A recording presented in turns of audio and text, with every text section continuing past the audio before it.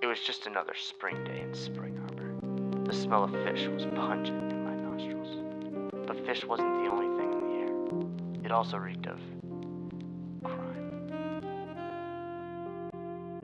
Crime has a very distinctive scent, like Old Spice and guilt.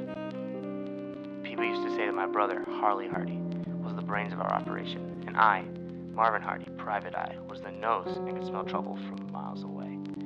The scent of dilemma was a brew that day, but I didn't know just what was in store. It all started when the dame walked in. The smell of cheap perfume and distress wafted into my office as I looked to see a clearly distressed damsel. Are you Detective Harley Hardy, the famous investigator? No, I'm his brother, Detective Marvin Hardy, Private Eye, defender of justice, purveyor of peace, the infamous investigator. I'm gonna call you Marv.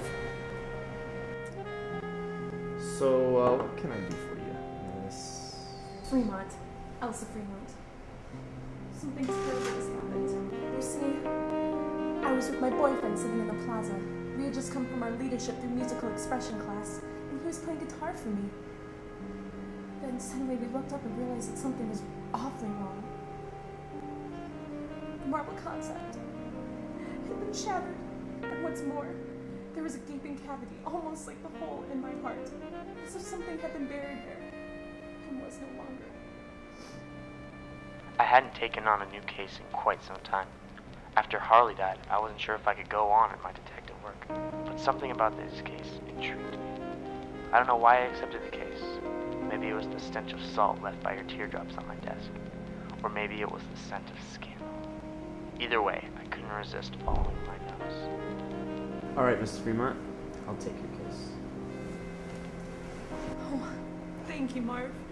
After all, Spring Arbor University is a community of learners distinguished by our lifelong involvement in the liberal arts, total commitment to Jesus Christ as the perspective for learning, and critical participation in the contemporary world.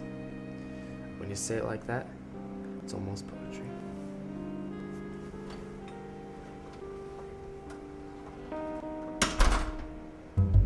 I knew I had to sniff it out for myself, and the aroma of cracked marble tickled my nostrils.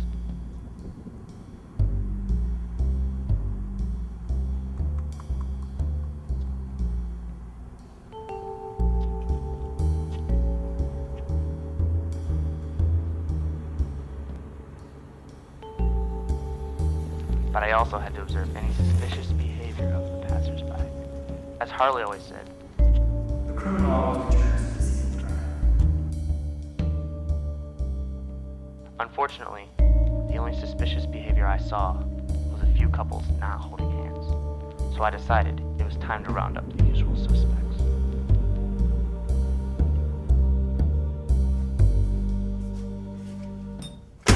What do you know about the concept? I know that in 1961 it was written to be the driving force of Spring Arbor University. Attaining knowledge is a lifelong goal encouraged by Spring Arbor University. Is that what you're accomplishing? Well, I'm trying to sniff it out to the best of my ability. Good man. Where were you on the night of April 10th? Where were you, Marvin? Where were you? I just asked you. Did you?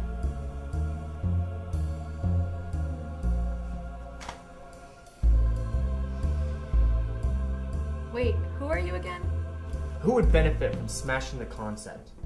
Probably Calvinists. I've really been struggling with the basics of math lately. And today I got this pedicure, and the lady charged me $22.50, all for this hangnail or whatever. And then I found out that my dog died.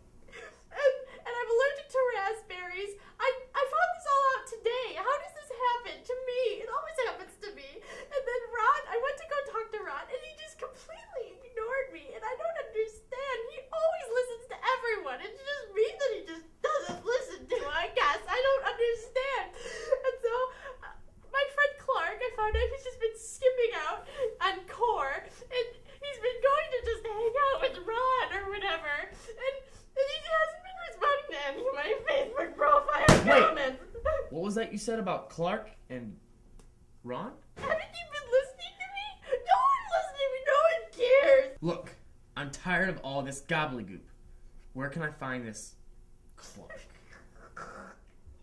He likes watching movies.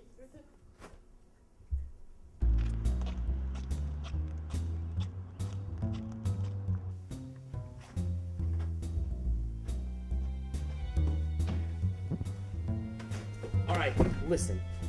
I know what you did to the concept. What are you talking about? Don't lie to me. I'll punch you right in the kisser. Just tell me what happened. Alright. I smashed it. It was me. I did it. Really? That was kind of easy. I mean, go on. It wasn't my fault. Ron put me up to it. Ron? Why would he want to break the concept? He said I had to get something for him. He threatened to put me on chapel probation if I didn't help him. So Ron was the big cheese of the operation all along, reeking of Swiss and blackmail. How'd you get your voice to do that? It's an old trick my brother taught me. Alright, but whatever you do, don't tell Ron that I told you, okay? Don't worry, Stooley. Your secret's safe with me.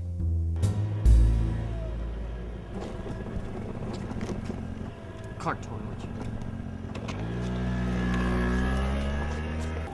The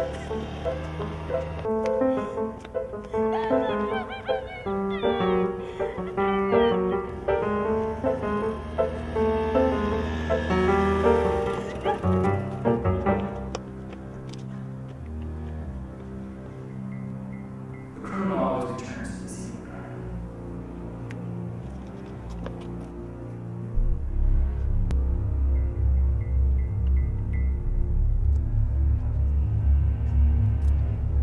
Looking for this?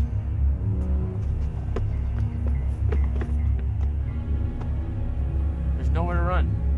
Now fess up. Why'd you do it? Well, you know, the concept hasn't always been right here. As a matter of fact, it's not even about the concept. It just happens to be in the way. When I was a student at what was then Spring Arbor College, I attained something so valuable that could never fall into the wrong hands. I needed a place to stash it. So why not in the middle of a field? Of course, they had to go build a clock tower over it. The concept has kept the contents hidden until now, when I need it the most. But what's in the case that's so important? Well, why don't you see for yourself?